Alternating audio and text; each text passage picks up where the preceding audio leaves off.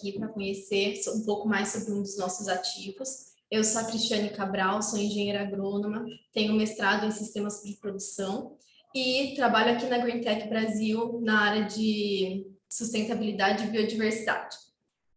Esse aqui é o Fê que está junto comigo. Fê, se apresenta também. Olá, pessoal, tudo bem? Eu me chamo Felipe, sou graduado em Química e tenho mestrado em Química de Produtos Naturais. Eu atuo aqui no setor de pesquisa, desenvolvimento e inovação da GreenTech Brasil. É com muito prazer que a gente está gravando esse webinar aqui para vocês. Espero que vocês gostem. Hoje a gente vai falar sobre a cadeia de valor por trás do nosso ativo Dandrilis, do campo às aplicações cosméticas. Acho que é importante a gente começar falando um pouquinho sobre quem é esse ativo Dandrilis que a gente trabalha. O Dandrilis, ele é um ativo que ele tem aplicação principalmente capilar, ele é utilizado como anticaspa, como modulador da microbiota do couro cabeludo, alivia a coceira, a vermelhidão, e ele é extraído da raspa do juazeiro. Aqui do lado a gente pode ver nessa imagem uma foto de como que é o Dandrilis, esse ativo nosso, ele tem essa coloração escura. Mas eu mencionei sobre a raspa do juazeiro, mas vamos então entender quem é a planta, quem que é o juá. Um instante. Não foi. Foi. Desculpa, a gente não estava passando.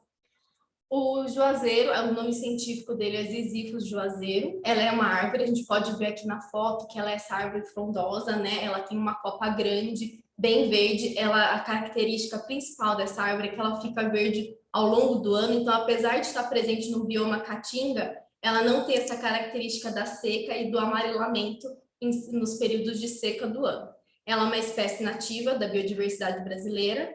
Ela não está presente na lista de espécies ameaçadas por extinção, ou seja, a gente ainda consegue ter essa planta de forma espontânea e natural. A gente pode encontrá-la naturalmente na nossa natureza. Uma das características do juazeiro é que o fruto dele ele é pouco atrativo, são frutos pequenos, então que não tem tantas aplicações nem alimentícias ou então para outras funções. O que a gente vê é que é pouco utilizado para a produção de geleia.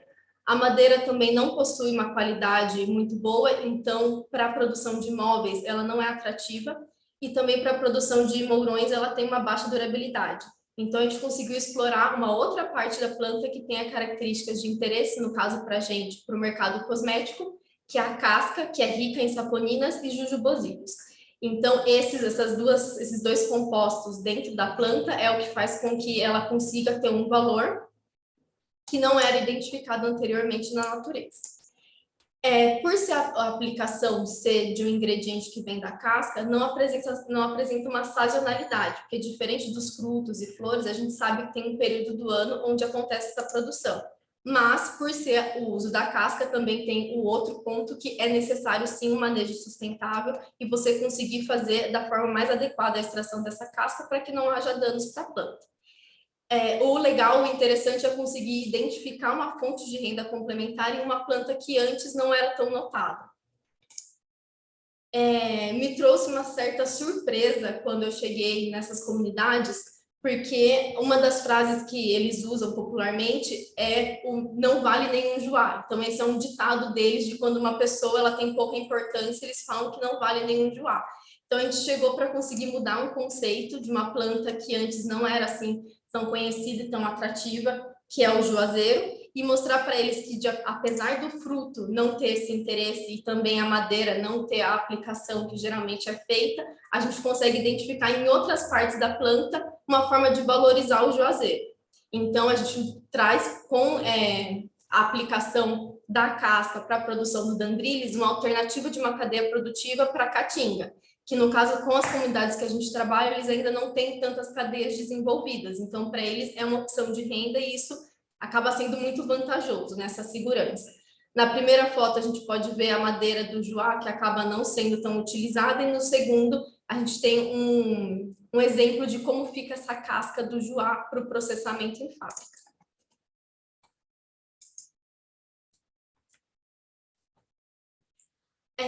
Quando eu falo de cadeia produtiva, eu não sei se é claro para todo mundo o significado disso, se é para vocês habitual, então eu trouxe aqui uma explicação bem breve do que seria uma cadeia produtiva. é o processo de transformação de um insumo em um novo produto. Então, a gente trazendo para a realidade do Dandrilis, seria a extração da matéria-prima, que é a raspa de joá, que eu mostrei na foto anterior, aí passando desse processo para uma produção em fábrica, que seria a fabricação do Dandrilis, aqui na nossa indústria, e do Dandrilis, a distribuição desse produto. Como o Dandrilis ele é um ingrediente, seria a incorporação dele em produtos acabados e aí sim a comercialização desse produto. Aqui tem um breve vídeo sobre o nosso trabalho com comunidades e falando um pouquinho do que são essas cadeias que a gente constrói junto com os agricultores. Então, deixa eu colocar.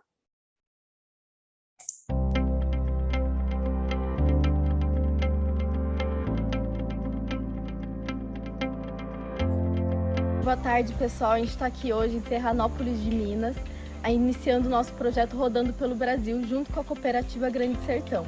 A nossa ideia com o Rodando pelo Brasil é a GreenTech conseguir divulgar as plantas de diferentes biomas do Brasil. A gente vai iniciar com o Cerrado, que é um parceiro nosso já de alguns anos, que trabalhamos com óleo de buriti e outros óleos que são de espécies nativas.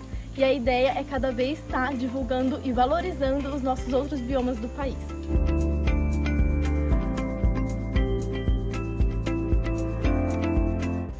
A gente está muito feliz e agradecido de estar aqui na cooperativa do Grande Sertão. Na verdade, a gente começou um trabalho de parceria há 2 anos atrás com algumas espécies nativas e hoje estamos iniciando um novo projeto, que em breve a gente dará mais informações, junto com essa cooperativa que tem um sistema de agricultura familiar. A gente trabalha já com alguns óleos, algumas espécies, alguns extratos da parte de plantas nativas e hoje o propósito da GreenTech é realmente valorizar cada vez mais a biodiversidade brasileira. Ou seja, estamos começando agora com a cooperativa do Grande Sertão aqui no Cerrado e o nosso objetivo é realmente a cada etapa que a gente faz, a cada cadeia de fornecimento que a gente desenvolve e poder agregar valor e sobretudo mostrar em detalhe o trabalho que está sendo feito no campo e valorizá-lo de uma forma depois um pouco mais industrial. Ou seja, o propósito da nossa visita, a gente de novo está muito feliz e vamos voltar em breve com novidades.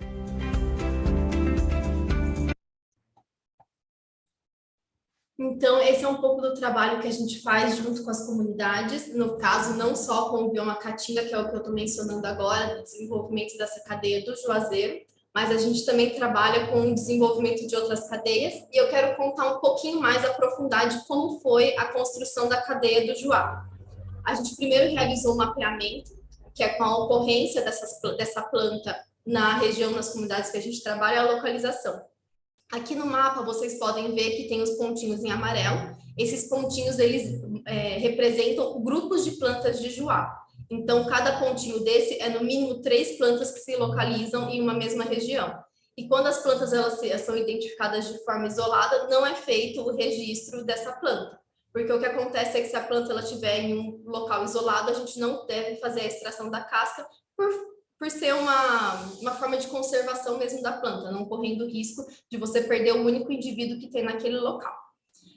A gente fez um estudo do desenvolvimento fenológico, então as características da planta, de quando ela florir, quando ela frutifica, se ela perde as folhas, quando ocorre a troca de folhas, tudo isso para entender quais são essas características da planta e como que ela se comporta no ambiente. O manejo mais adequado para cada planta, então quanto você pode retirar de uma casca, como é feito essas podas, se você vai retirar dos galhos, se você vai retirar do tronco, ou de quanto em quanto tempo pode ser retirado, todo esse manejo para você entender a resposta da planta à extração da raspa de Juá. O rendimento, então o percentual de casca e entre casca que você retira, para entender quanto você precisa de uma planta para ter um rendimento adequado para a produção em quilos de um produto. E a parte do extrativismo sustentável de casca. Então, fazer toda uma cartilha, um desenvolvimento para conseguir entender qual é a forma mais correta de você trabalhar com aquela planta, do que eu mencionei da sua resposta, mas também você conseguir entender quais são as características dela. Então, se eu estou fazendo a extração dessa casca, qual o rendimento que eu vou ter? Quanto de água tem presente nessa casca? Quanto tempo leva para essa casca, para essa árvore ela se regenerar para eu poder realizar uma poda novamente? São todos estudos que acabam demandando bastante tempo e não é uma construção de uma cadeia rápida. Quem trabalha com a parte de cadeia de fornecimento sabe que essas cadeias elas demandam bastante tempo, porque você tem que conhecer a planta, você tem que conhecer o ambiente, tem que ter o processo de capacitação também da equipe, além de todo o processo dentro do laboratório. Após essa primeira etapa, que é identificar a planta, identificar a disposição dela na natureza e saber como usar ela, como fazer a extração desse material, tem uma segunda etapa que é você ter uma emissão de um certificado para fazer isso dentro da lei, então você tem uma autorização para fazer a extração de forma comercial dessa casca, a mobilização da comunidade, identificar quem são os fatores ali dentro da comunidade que têm interesse em trabalhar com a raspa de Juá, a capacitação dos extrativistas, que aqui a gente pode ver... Ai, foi? Não foi. A capacitação das comunidades, que a gente pode ver aqui na imagem um processo de capacitação, onde a gente centra com eles e explica o que é o juazeiro, explica como é feito a casca, e é todo um passo a passo, um dia todo de teórico e prático, para que possa acontecer de forma adequada esse trabalho. Cadastro dentro do CIGEM, porque se trata de uma espécie da biodiversidade brasileira, e parcerias com prefeituras, secretarias e universidades para a gente conseguir desenvolver estudos mais aprofundados e também para ter essa mobilização e até mesmo espaços para reunir e para conversar com as pessoas em conjunto. Em paralelo com o campo, a gente sempre vai trabalhar com o desenvolvimento do produto, do ingrediente. No caso, a gente está em campo falando da raspa de Juá e a gente chega na GreenTech aqui em paralelo e discute sobre o Dendrilis. Mas o que eu preciso para conseguir ter a qualidade necessária para o meu ingrediente, para o meu ativo? Então, em estudo em paralelo, a gente vem aqui com a planta e vê quais são os compostos de interesse. Depois a gente vê qual a parte da planta é a mais adequada para a gente utilizar. Então, de onde que eu vou retirar essa casca para conseguir ter os ativos que eu preciso para o Dendrilis e a qualidade de amostra. Então, garantir que ela foi bem seca para não ter o risco de ter contaminação, de embolorar, também não ter contaminação microbiológica, até mesmo de patógenos como coliformes fecais. Então, isso tudo a gente tem que estudar e entender se a amostra está com a devida qualidade, porque sem uma matéria-prima de alta qualidade, a gente não consegue ter um ingrediente de alta qualidade. Então, isso é algo que a gente preza e que desde o início da cadeia, quando a gente está desenvolvendo, a gente vai reforçando esses fatores para conseguir chegar aqui dentro da nossa indústria, da fábrica e produzir o melhor ingrediente possível. E junto com isso, na fábrica também tem os estudos de qual que é o melhor tamanho de casca, para a gente entender como seria para fazer a extração disso, se está extraindo o máximo possível, ou então o tipo de moagem que tem que ser feito, se precisa ter uma moagem maior ou menor, se é melhor em lascas ou em pó. E a pureza se trataria aí não somente de quando a gente fala de contaminantes externos, mas sim da própria planta. Então, quando a gente retirar a casca e a entrecasca, a gente tem que ter a certeza de que a gente não está pegando a parte lenhosa, porque quanto mais da parte lenhosa que não possui bioativos você coletar, junto nessa sua matéria-prima, vai ter mais material que não tem bioativos do que com bioativos. Então, para ter uma melhor qualidade, você tem que garantir que tem uma pureza de só ter a casca e a entrecasca dentro do material que chega na fábrica. Aqui tem um passo a passo no campo. Então, dá para ver primeiro a identificação, a gente identifica qual que é a planta do Juá, uma planta adulta, uma planta sadia, uma planta que tem galhos para serem podados. A poda deve ser feita da forma mais adequada, então você faz a poda desse material, dessa árvore, sempre rente ao tronco, né, para que não tenha aquele vinco, que aquele vinco é o que vai causar o acúmulo de água, e isso pode embolorar, daí traz doença para as plantas, o apodrecimento ali desse tronco. Após a poda, sempre tem que trazer algo que estanque, né, algo que seja uma proteção para ela, para não correr o risco de ter patógenos também ali e acabar trazendo a planta adoecer por isso. Então, você passa uma argila ali como um cicatrizante. E até mesmo que se você faz a retirada dessa casca, no caso aqui eu estou mencionando como a poda, que é a forma que trabalhamos. Mas a quantidade que é retirada de casca tem que se atentar para não acontecer um anelamento ou então um dano que seja prejudicial à planta a ponto dela não conseguir se recuperar. Por isso que é feito todo um estudo de quanto pode ser retirado da planta de um único indivíduo. E dessa quantidade também a gente tem que pensar do tempo que você vai voltar a fazer essa poda na planta ou então fazer a retirada direta do tronco. Aqui a gente pode ver que uma característica do juá muito interessante é que nunca é um único tronco, ele sempre vai se ramificando e tem vários troncos, o que acaba facilitando nesse processo de você retirar o excesso e dali você conseguir obter a sua matéria-prima. Na terceira foto a gente vê que é o descasque, então essa é uma das formas de retirar a casca do tronco do juá, mas a gente já fez vários outros estudos de formas que facilitam o processo. E depois, com a retirada da é importante trazer que sempre tem que ter uma proteção no chão, então tem essa lona para não correr o risco de se misturar com a terra e também para não perder matéria-prima. Porque se a gente coloca isso direto na terra, vai se misturar com a terra, com areia, com as folhas, e você acaba perdendo muito material e trazendo muito contaminante para a matéria-prima. E isso não é o nosso interesse, a gente quer que seja uma matéria-prima pura. Na quarta foto, a gente pode ver a secagem feita em um terreiro. Esse é um terreiro que é muito comum na região da Caatinga, que é onde o pessoal usa para coletar água nos períodos de chuva. Mas nos períodos de seca, esse terreiro ele fica parado e geralmente é utilizado para secagem de leguminosas. No caso, o juá também pode utilizar desse terreiro para secagem. O interessante é a gente ver aqui, que não dá para ver muito bem na foto, mas eu vou contar para vocês, em torno desse terreiro ele é fechado, então você traz uma segurança de não entrar animais, e nesse terreiro a incidência solar ela é muito grande, né? Na região tem muito sol. Isso faz com que seque muito rápido, mas é necessário que façam esse revolvimento, como está na foto, onde você vai sempre movimentando para que tenha uma secagem homogênea e não corra o risco de embolorar, porque esse material ele tem que estar bem seco para poder ser ensacado e enviado para a indústria. E na quinta foto a gente pode ver como que é feito o envio, onde as raspas elas já estão secas e embaladas em um saco higienizado. A construção de uma cadeia ela tem vários impactos diferentes, né? O primeiro impacto seria relacionado à comunidade, que é quando você consegue identificar ali uma nova fonte de renda, uma fonte de renda complementar para a comunidade, de uma espécie que vai valorizar onde eles estão, porque é uma espécie que é nativa dali, então eles conseguem encontrar isso no quintal, então muito próximo da casa deles para obter essa raspa, e eles têm o conhecimento já por ser uma espécie que eles cresceram juntos, né? Então, para a comunidade, a gente vê que esse impacto ele é muito grande de poder ter a certeza da comercialização de um produto, pois a gente chega e fala, ó, temos interesse de trabalhar com essa matéria-prima e os nossos volumes são aproximadamente esses. Então, é uma segurança, isso traz uma segurança e uma garantia de comercialização. Quem trabalha com comunidade, quem trabalha com agricultor, sabe que um dos principais gargalos é o escoamento de matéria-prima. Então, aqui a gente trazer e falar, olha, a gente tem interesse em um produto e a gente já sabe como fazer o escoamento, como fazer com que isso chegue para a indústria. Então, é uma garantia de entrada de dinheiro, não é apostar com uma incerteza de renda no final. Para a empresa também tem um impacto muito positivo, digo isso, nós, GreenTech, que valorizamos muito a parte da rastreabilidade, a certeza de que a comunidade está sendo também valorizada, que ela está tendo um retorno financeiro, a gente saber que não tem trabalho escravo, que não tem trabalho infantil.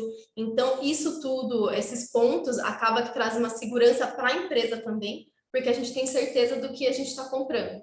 A gente sabe que não está passando por nenhum outro atravessador, ou então que possa estar camuflando algumas informações. A gente tem um contato direto com a comunidade, com a cooperativa, a gente sabe como é feito, a gente pode visitar as áreas, conhecer de onde estão sendo retiradas as plantas e até mesmo ter a certeza porque eles têm um certificado para a extração de cascas, né, para a comercialização dessas cascas. Então, para a empresa é um impacto muito grande, para a gente é interessante, é viável ter essas construções de cadeia para matérias-primas, claro que para qualquer espécie, mas quando a gente fala de biodiversidade brasileira, a gente sempre pensa num ponto desse de conservação, de evitar a biopirataria, e também devido à nossa lei de biodiversidade, que a gente sabe que é uma lei que é bem ampla e que a gente tem que atender, né? Como uma indústria, a gente tem que estar presente, tem que saber como atender esses requisitos. Então, tendo essa cadeia construída do zero, é muito mais fácil responder e ter a certeza de que estamos fazendo o correto. E para a natureza é um ponto positivo também, tem um grande impacto com a certeza da conservação de uma espécie que a gente, como eu mencionei anteriormente, era uma espécie que não tinha tanto interesse e que eles não conseguiam ver esse valor, não conseguiam ver como isso poderia ser rentável, e isso está presente no cotidiano deles, e hoje em dia é uma alternativa de renda, e que eles não querem mais tirar do campo, porque inicialmente a ideia deles era sempre, não, o juá ele não é rentável, então eu vou tirar para eu plantar outra espécie que vai me trazer retorno. E o que a gente vê muito no campo é as plantas de juá isoladas, assim, na pastagem, e todos os gados debaixo delas ocupando a mesma sombra, porque o que acontece é que é uma região muito quente, e por eles irem tirando as árvores, é uma das poucas árvores que se mantém verde ao longo do ano todo. Então, para o gado é maravilhoso, eles adoram, eles veem valor no juá. E para a natureza também é importante por ser um indivíduo arbóreo, então é uma planta perene, onde ela fica ao longo de muitos anos ali. Isso faz com que, dentro do ecossistema, ele consiga criar ali a parte de microbiota do solo, dos micro-organismos. A raiz faz com que tenha a permeação da água, então aumenta a infiltração de água no solo. Os indivíduos perenes, as árvores, elas são sempre muito boas para a natureza. Não que as outras não sejam, mas elas trazem muitas vantagens, muitos benefícios, que às vezes podem não estar atrelado diretamente quando você vê a uma sombra, mas sim ao que ela pode trazer de conforto térmico e para o solo de forma indireta, de forma não perceptível. Bom, obrigado, Cris. Acho que foi bem legal tudo que ela falou sobre cadeia de valor, sobre como nós obtemos, né, as cascas que são utilizadas para fazer o nosso ativo, e é muito bacana, a gente tem essa preocupação também, né, de toda essa sustentabilidade, né. Agora eu vou falar um pouquinho, né, na parte mais técnica, né, de aplicações cosméticas que nós temos para o Dandrilhas, né, passando primeiro por benefícios, alguns mecanismos de ação, testes que nós fizemos. Eu vou trazer só um pouquinho do que a gente tem aqui, porque, na verdade, a gente tem estudos bem robustos, né? Uma quantidade grande de estudos, mas para um webinar ficaria muita coisa. Então, eu vou deixar algumas coisas aqui, eu vou passar por alguns testes que nós fizemos, mas, claro, se alguém tiver interesse, quiser saber mais, é só nos procurar que, com o maior prazer, a gente vai compartilhar com vocês, tá bom? Então, vamos lá. Eu vou falar aqui sobre o Dandrilhas, né, que ele é o nosso ativo modulador da microbiota do couro cabeludo. Ele é utilizado como anticaspa, mas ele vai muito além disso. Ele é um ativo que ele é natural e seguro, né? Ele é uma alternativa, inclusive, ao piritionato de zinco, que é a referência de mercado que nós temos para tratamento de caspa.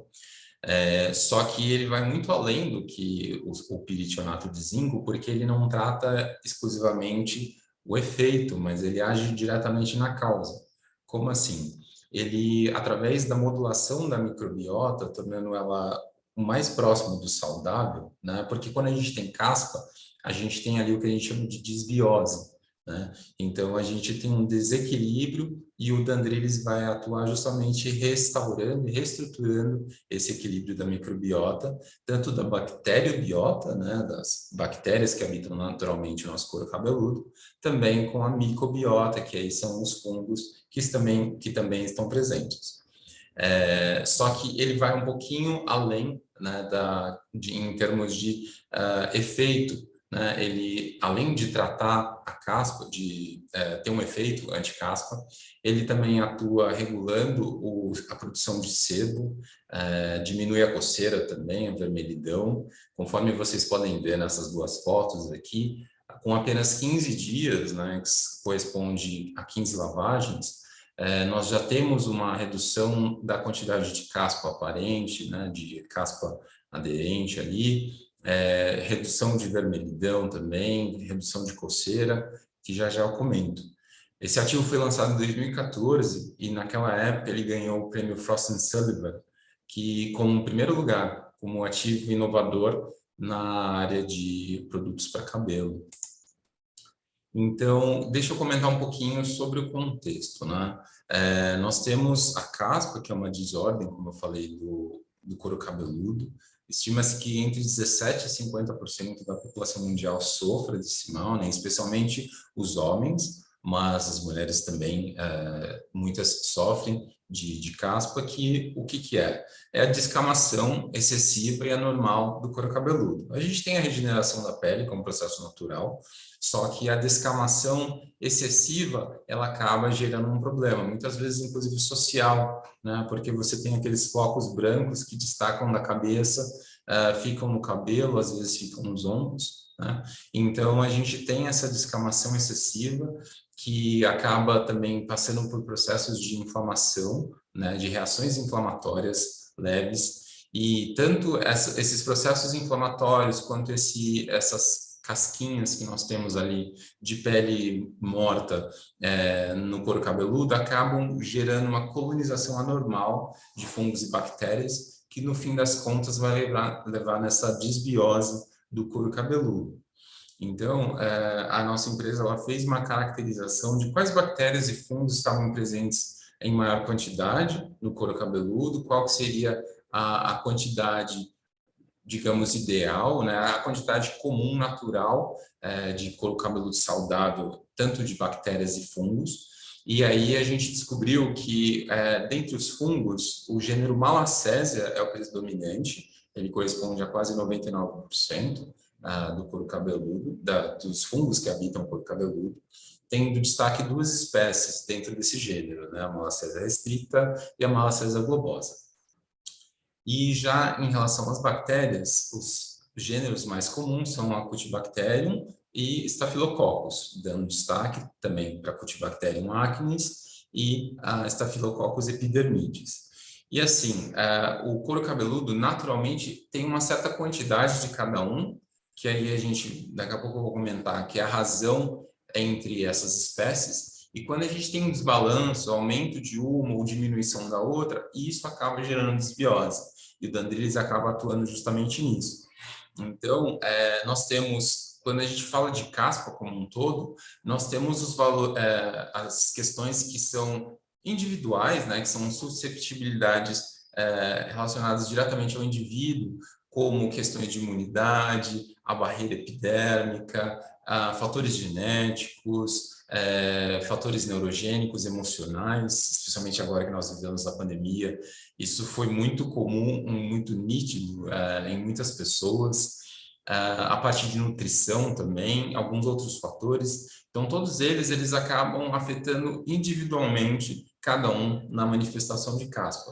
Mas vai além disso, porque também a caspa está relacionada à colonização, né, dessas espécies que eu falei para vocês, e também à produção sebácea, né? Então, se a gente também tem um couro cabeludo mais oleoso, a gente tem um excesso de sebo ali, que também pode ser propício à colonização de bactérias e fungos que não são, que vão causar algum dano tanto à microbiota, ao nosso couro cabeludo, e, em último caso, gerar uma caspa, tá? Então, nós temos ali, desde a década de 1960, foram utilizados os primeiros shampoos anti-caspa com enxágue, utilizando o peritionato de zinco, só que essa substância, ela inibia fortemente o crescimento, especialmente de fungos. E como eu falei anteriormente, né, a gente tem a inibição muito forte da Malassezia, que é o gênero predominante. Só que, para quem entende um pouquinho de microbiota, basicamente, quando a gente elimina ou as bactérias ou os fungos da pele, a gente abre espaço para qualquer outra bactéria e fungo colonizar.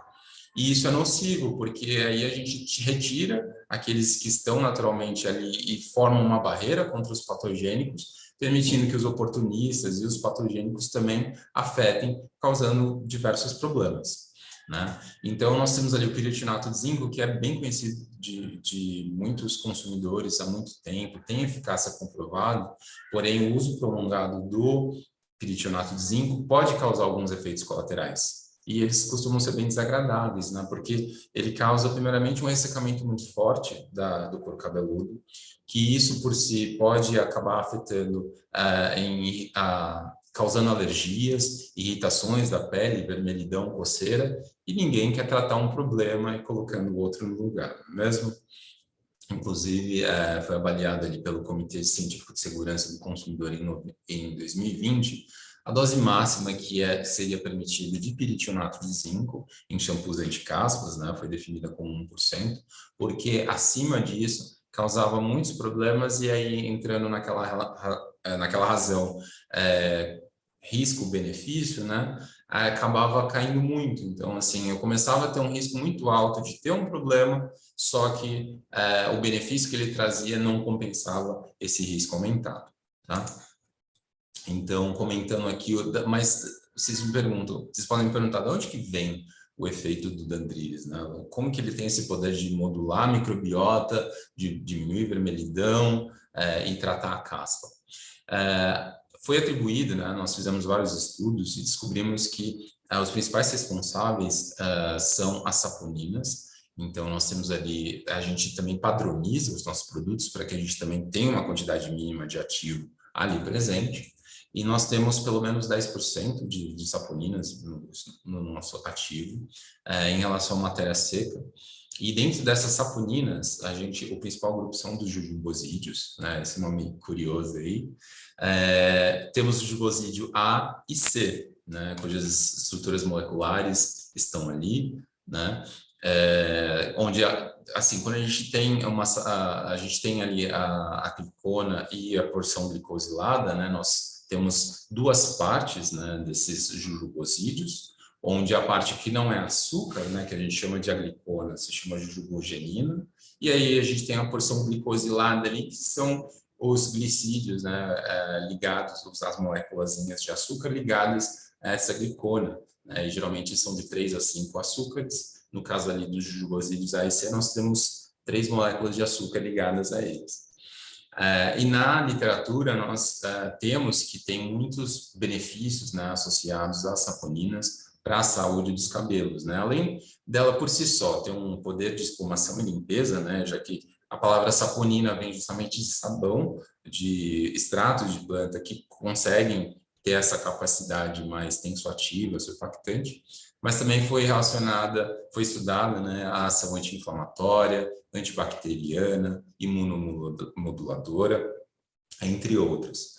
E as atividades também dos polissacarídeos e açúcares que estão presentes no Dandridis, que são mais ou menos 30% ali da matéria seca, também contribuem, né? Porque a gente tem, embora a gente padronize nas saponinas, nós temos uma sinergia de todos os compostos que estão presentes ali para os efeitos que nós estudamos, né? E da onde que vem tudo isso? Como a minha amiga Cris comentou aqui, vem justamente das cascas do juazeiro, né, da espécie Ziziphus juazeiro, que tem um alto teor de saponinas, e normalmente, né, é utilizado em detergentes suaves que tem extrato de planta, ou anticaspa e shampoo para limpeza suave dos cabelos. E aí agora eu vou vir para os estudos clínicos que nós conduzimos, né? Então, os estudos em vivo, nos estudos em vivo nós caracterizamos a microbiota do couro cabeludo, né, a bacteriobiota e a micobiota,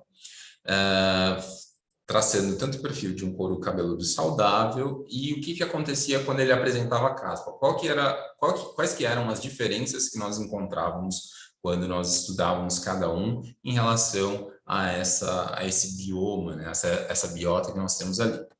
E o efeito de modulação da microbiota com um poder anticaspa e anticoceiro.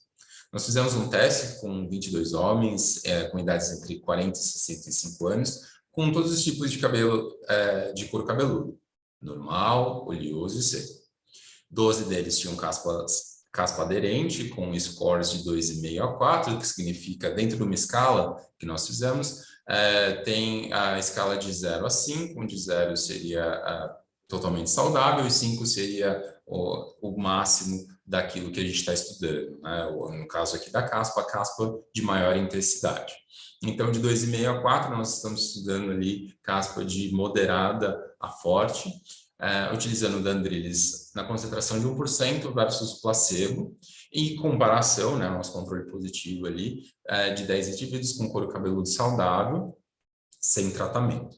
Aí, o que nós avaliamos? Nós avaliamos a microbiota do couro cabeludo através de esses testes que tem um nome difícil aqui, o High Throughput DNA Sequencing, para bactéria, o 16S ribosomal RNA para os fungos.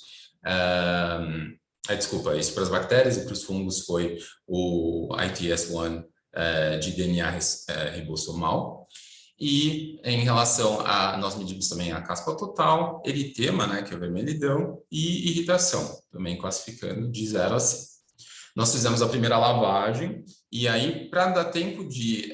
aliás, nós fizemos a primeira lavagem e fomos fazendo uma lavagem a cada 3 dias, lavagem de M-cabeça, o que é isso, né? A gente tratava metade da cabeça e deixava a outra metade não tratada, para a gente poder também observar as diferenças. E aí vocês podem perguntar, mas Felipe, por que a gente lava a cada 3 dias? O ideal não seria todo dia? Sim, só que se a gente está medindo, como a gente está estudando caspa, se a gente lavar todo dia, a gente não vai acabar conseguindo perceber a formação de caspa em tempo suficiente para a gente estudar se diminuiu ou não.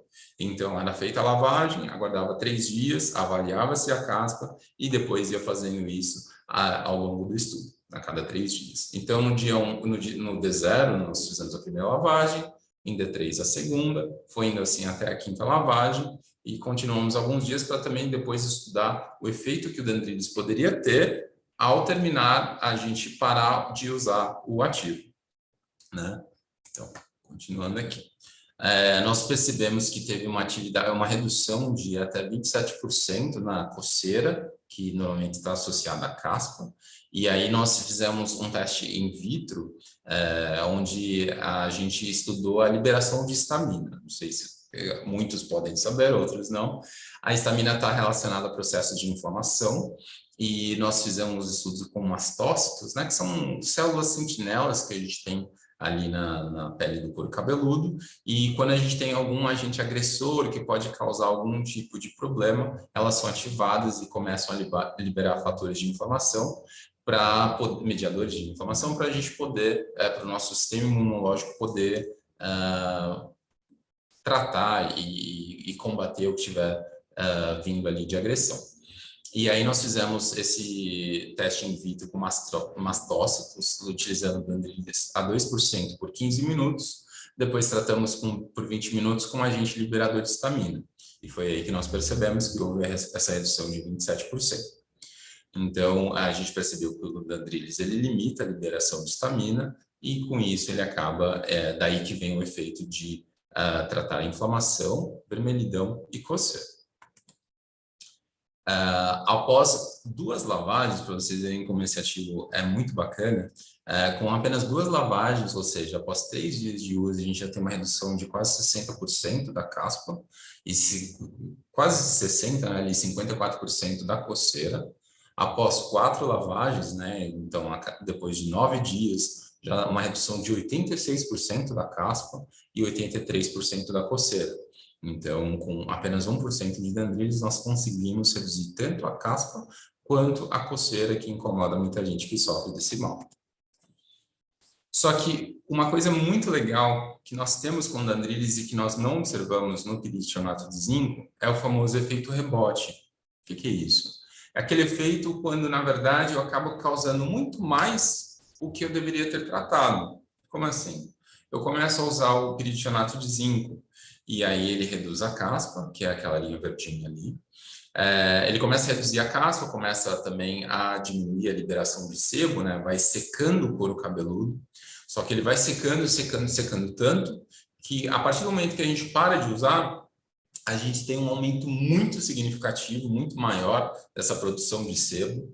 Então, isso acaba prejudicando e, na verdade, intensificando. Quem já tinha caspa, ela acaba voltando muito mais forte, mais intensa do que era antes. Só que com o Dendrilis, nós não observamos esse efeito rebote. Então, aí já está um grande diferencial do nosso ativo, onde nós temos todo o tratamento, temos a modulação da microbiota, temos a redução de vermelhidão, coceira, inflamação, e ainda por cima a gente não tem o efeito rebote. E isso pensando ali no intervalo de menos de 3 semanas, né? A nossa última medição foi ali em 2 dias. Então, assim, são muitos efeitos benéficos que a gente tem num ativo natural, que em comparação a uma referência de mercado, o piritionato a 1%, que tem esse efeito rebote, o Dendrilis não tem. e ele proporciona esse tratamento tanto durante quanto após a utilização do ativo, né, de shampoos com Dandridis no caso. Estudamos também, né, a relação entre as espécies de bactérias e fungos, como eu comentei anteriormente, com a modulação da microbiota. Em verdinho ali vocês conseguem ver que a razão entre Cutibacterium acnes e Staphylococcus epidermidis em um couro cabeludo saudável é em torno de 5, né? Então, basicamente ali 5 Cutibacterium para cada Staphylococcus. Essa razão entre as bactérias, ela se reduz nos couros cabeludos que sofrem de caspa. Só que a gente fez um estudo onde a gente percebeu que ali após 15 dias, né, após 2 semanas, a gente teve um aumento, novamente, de 31% dessa razão entre as bactérias, o que faz ela se aproximar cada vez mais, né? Ali foi só em 15 dias, mas com mais tempo esse efeito vai potencializando. Então, a gente conseguiu reestruturar em relação às bactérias a razão entre elas que proporcionam um couro cabeludo livre de caspa e mais saudável. Nós fizemos também estudos análogos em relação à microbiota, só que aqui a razão entre a Malacésia restrita e a Malacésia globosa, aquelas espécies que eu falei no começo, a razão entre elas é de 0,2, ou seja, uma razão pequenininha. E que num couro cabeludo que tem caspa, que sofre de caspa, a razão entre elas aumenta, ela vai de 1 para 1.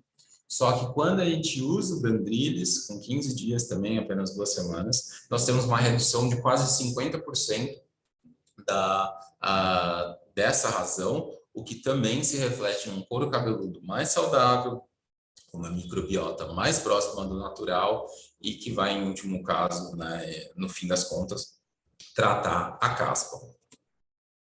Então, para resumir, para fechar, né, relembrando para vocês aqui, com o Dandridis nós não temos esse efeito rebote, né? A gente trata com esse ativo que tem diversos efeitos e benefícios, só que ao contrário da referência de mercado, ao contrário do epidionato de zinco, nós não temos o efeito rebote. Com apenas 3 dias, com apenas 5 lavagens em 12 dias, nós já temos essas diferenças, né, conforme vocês podem observar nas fotos, uma diminuição muito forte da caspa, com diminuição da vermelhidão, diminuição da coceira, redução da oleosidade do couro cabeludo, com redução de até 59% com apenas 2 lavagens, 86% com apenas 4 lavagens, utilizando as saponinas, que são extraídas a partir do joá e que dão todo esse efeito tão benéfico, tão modulador de microbiota e que traz muitos benefícios para quem utiliza. Então, com isso eu me despeço, termino a minha apresentação, espero que vocês tenham gostado e se vocês tiverem dúvidas, por favor, agora é o momento. Já temos algumas perguntinhas. Então. Uma das perguntas é com relação a se esse ativo ele entra na lei da biodiversidade. Sim, é uma espécie da biodiversidade brasileira, então ela está presente na lei da biodiversidade. É necessário fazer o cadastro antes da primeira comercialização, da emissão da nota fiscal. Deixa eu ver a próxima pergunta. A próxima pergunta é com relação à produção local. Então, se a gente faz a produção local desse ativo, e sim, eu vou deixar você responder a próxima, desculpa. Imagina. A gente faz a produção local desse ativo, apesar de ter sido um desenvolvimento da Greentech França, a gente tem a produção local aqui na nossa fábrica no Brasil. A próxima pergunta. Estou perguntando aqui se a gente pode enviar dossiê completo com estudos de eficácia. Sim, podemos. Temos muito mais testes que eu apresentei ali, conforme eu falei, né?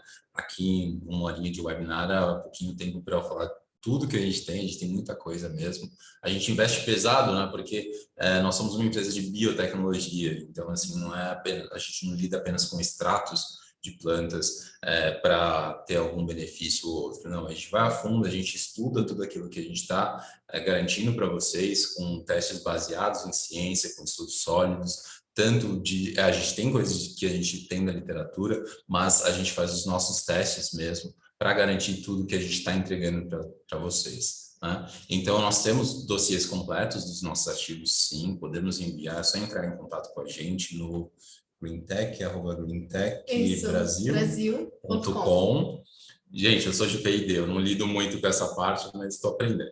Ó, Fê, você acabou respondendo uma pergunta que a Cecília fez com relação a se a gente tem os testes de eficácia para o Dandrilis. Então, o que você mencionou agora do dossiê, a gente tem, e o pessoal pediu o nosso e-mail para poder fazer contato. Claro, claro. A gente vai disponibilizar aqui o e-mail, que assim, a gente tem um e-mail centralizado, né? E aí depois tem uma pessoa aqui dentro que vai direcionando as perguntas para cada setor responsável. Então, é esse, né? Tá. Deixa eu jogar aqui no A site. Fabíola pediu os e-mails, mas acho que é melhor fazer da forma que você mencionou. A gente passa o e-mail da empresa e depois direciona conforme a dúvida para a área, né? Isso. Então, estou escrevendo aqui no chat, Greentech Brasil. Ó, mas tem mais um. Isso, pronto, tá aí no chat. Ah, fica com 2 Gs, gente, me perdoe, deixa eu escrever de novo. Mas pode falar. Posso falar? Pode. Uma outra dúvida que perguntaram aqui foi com relação ao uso ainda de biodiversidade brasileira. Então, no caso, a biodiversidade brasileira, quando a gente fala do desenvolvimento de um ingrediente, que é o nosso caso da Greentech, a gente não faz repartição de benefícios. A repartição de benefícios ela é realizada somente para produto acabado e depende do tamanho da empresa. Aí a pessoa tem que também, a empresa, né, tem que conseguir fazer uma avaliação de qual o porte dela para ver se ela se enquadra ou não na repartição de benefícios. Mas, independente desse porte, é preciso fazer o cadastro dentro da plataforma do Cisgen, que é uma plataforma do governo. Vamos ver aqui. O Fê já passou o e-mail, né, Fê? Isso, já está lá. Perguntaram também se dá para fazer formulação em barra, por exemplo, um shampoo em barra. Sim, é possível. Nós temos formulações para isso mesmo, né? Que a gente está seguindo essa tendência que a gente tem hoje em dia, né? Waterless, né? Quanto menos água, melhor nos produtos. Então, a gente já tem shampoos em barra utilizando o Dandrilis, é possível sim. Já desenvolvemos protótipos, né? De shampoo em barra com Dandrilis e foi eficiente. Exato. Estou perguntando ali também como faz para solicitar a amostra. Só escrever nesse e-mail que a gente passou para vocês também, que aí é direcionado para o setor responsável, e aí eles fazem todo o processo para conseguir pegar os dados de vocês, poder enviar amostras, e aí a gente começar uma parceria para vocês conseguirem utilizar os nossos ativos. Tem mais uma pergunta. Estão perguntando também se a gente vai estar na Encos Latam, agora em setembro estaremos lá, será um prazer receber todos vocês. Né? Estaremos lá nos 2 dias da feira, então a gente vai ter o nosso stand, eu estarei lá, a Cris acho que vai estar também. Então nós estaremos lá para esclarecer todas as dúvidas, bater um papo, também aproveito o convite aqui, faço o convite para vocês virem conhecer mais os nossos ativos, né? Vocês conheceram um para cabelo, mas a gente tem vários outros para várias finalidades, temos muitos outros para pele também, uma diversidade muito grande de ativos, com, às vezes, um poder até revolucionário, que você fala, caramba, isso, faz tudo isso, é natural. Então, assim, não deixem de vir falar com a gente lá na Encos, vai ser um prazer. E quem não puder também, é só chamar a gente por e-mail ali, que vai ser um prazer atender todos vocês. Mais alguma dúvida? Acho que são essas as perguntas, né? Isso, acho que já lembro, já foi. Então, é isso, pessoal. Espero que vocês tenham gostado. Foi um prazer enorme estar aqui junto da Cris. E vamos lá. Um forte abraço para todos e até a próxima. Obrigada pela atenção, pessoal. Espero que vocês tenham gostado. E um bom dia para vocês. Tchau, tchau. Tchau, tchau.